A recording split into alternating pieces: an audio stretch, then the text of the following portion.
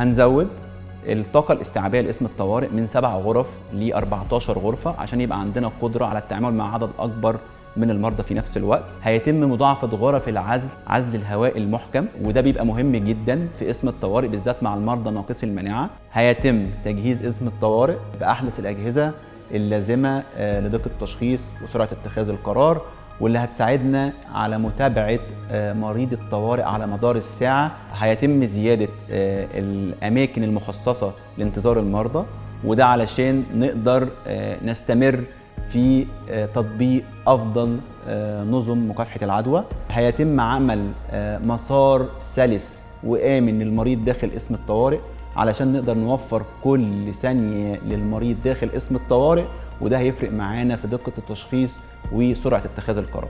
في التصميم الجديد هيكون كل الأماكن المخصصة لتقديم الخدمة الطبية عبارة عن أماكن مفتوحة، وده هيسهل على الفريق الطبي متابعة الحالات بدقة وتقديم خدمة طبية متميزة بأعلى معايير الكفاءة.